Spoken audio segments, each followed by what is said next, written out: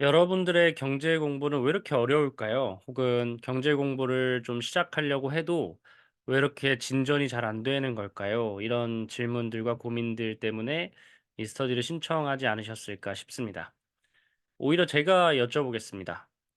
여러분들이 경제를 잘 안다는 건 도대체 어떤 의미일까요? 혹은 재테크를 잘한다는 건 도대체 무엇일까요? 제가 이 질문을 드린 이유는 여러분들이 사실 명확하게 어떤 목표를 가지고 계신 게 아니고 마치 어떤 내가 갖고 있지 않은 거를 갖고 싶다는 마음 정도로 경제 공부를 임하시는 거일 수 있습니다. 그래서 제가 생각했을 때 여러분들한테 처음으로 말씀드려야 되는 부분들은 여러분들이 경제 공부를 왜 하고 계시는지, 그리고 어떠한 방향성대로 하셔야 되는지를 먼저 말씀을 드려야 될 것 같아요. 여러분들 영어 공부를 처음 시작하셨을 때가 기억나십니까? 뭐 사람마다 다르겠지만 저도 영어 공부를 좀 열심히 했던 사람 중에 하나인데, 지금도 매일매일 영어 공부를 하면서 여러분들이 이 영어 공부를 할 때 제일 알파벳을 배우고 나서 제일 먼저 공부하는 게 어떤 공부인지 아시나요? 제가 알기로는 단어 공부로 알고 있습니다. 알파벳을 배우고 나면 단어를 막 엄청 많이 외웠던 기억이 있습니다. 마치 이런 식으로, 이런 식으로 영어 단어 공부를 엄청 열심히 했던 것 같아요. 단어 공부를 하는 이유는 뭘까요?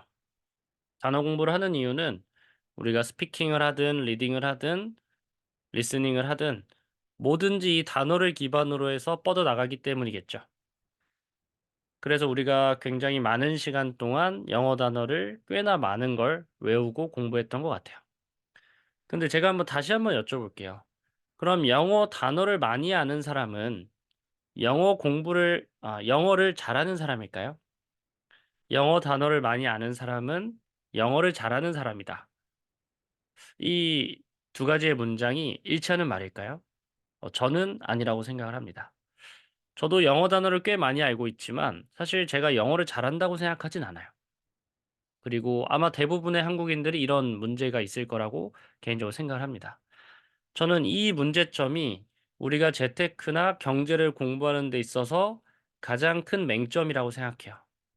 마치 여러분들도 영어 공부를 처음 공부하시는 분들처럼 이 경제 용어가 경제를 잘 알는 어떤 포석이 될 거라고 생각하고 시작하시는 분들이 많은 것 같아요. '아, 내가 경제 용어를 몰라서 이래. 경제 용어를 잘 알다 보면 경제도 잘 알게 되겠지.'라고 생각하시는 분들이 많은 것 같습니다. 그러나 실제로는 그렇지 않습니다. 단호하게 말씀드릴 수 있어요. 뒤에서 계속 말씀드리겠지만 저기 스트로베리라는 단어가 딸기라고 하는 그 단어의 해석 자체로 내가 곧 영어를 잘한다는 의미를 가질 수는 없습니다. 그럼 이게 무슨 뜻이고 어떻게 해야 되냐는 뜻이냐. 여러분들이 경제 용어 혹은 경제를 공부하는 목적은 뭐냐면 결국은 재테크를 잘하기 위해서 그 과정의 한 단계 혹은 맨 처음 단계라고 생각을 해 주셔야 됩니다. 이게 끝이라고 생각하시거나 그냥 경제 용어를 공부하면 되겠지라고 생각하시면 아무런 의미도 없이 저 같은 사람한테 돈만 내고 시간을 날리실 경우가 부지기수일 수밖에 없습니다. 제가 제일 나쁘게 생각하는 강의가 뭐냐면 경제 단어 혹은 경제 용어의 뜻을 달달달 외우게 하는 겁니다.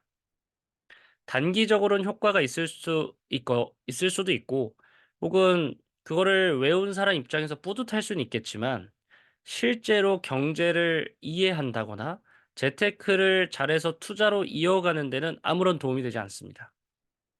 예를 들어서 여러분들이 기준금리라고 하는 단어를 배운다 했을 때 기준금리는 중앙은행에서 정하는 우리가 일반적으로 시중은행의 기준이 되는 금리를 우리가 기준금리라고 합니다. 이 기준금리의 사전적 정의를 지금 여러분들이 알게 되셨는데 그러면 이 기준금리가 올라가면 어떻게 경제적으로 문제가 발생하고 이 기준금리가 떨어지면 어떤 문제가 발생하는지를 아셔야 되는데 기준금리의 사전적 단어만 알고 계시다는 거죠. 대부분의 여태까지 우리나라의 경제 공부는 이런 식으로 이루어졌던 것 같아요. 그래서 제가 오늘 말씀드릴 부분은 경제 용어에 포커싱을 맞추지 마시고요. 경제가 어떻게 흘러가는지에 대한 흐름을 이해하는 거를 집중해서 말씀을 드릴 겁니다. 아마 대부분이 굉장히 재밌어 하시면서 들을 거라고 생각을 하고요. 조금은 어려운 내용들이 중간중간에 있겠지만 집중해서 따라와 주신다면 여러분들 인생에서 정말 아주 중요한 터닝 포인트가 될 수 있을 거라고 어 자신 있게 말씀을 드리도록 하겠습니다. 얘기가 바로 나왔네요. 그죠? 우리 한국은행에서 기준금리 3.5%, 물가 안정 목표 2%, 뭐 이런 것들을 써 놨습니다. 즉 한국은행이 목표하는 존재하는 이유는 뭐냐면 물가 안정 목표 2%를 맞추기 위함입니다. 그래서 인플레이션, 우리 물가가 너무 많이 올라가면 인플레이션이라고 하죠. 인플레이션이 발생하지도 않고 디플레이션이 발생하지도 않는 물가가 그냥 꾸준히 2% 씩만 올라가는 사회를 만드는 게 한국은행의 목표라고 생각을 하시면 되겠죠. 그래서 우리 맨 첫 번째로 모든 경제의 근간이 되는 이 금리라고 하는 것부터 한번 배워보려고 합니다.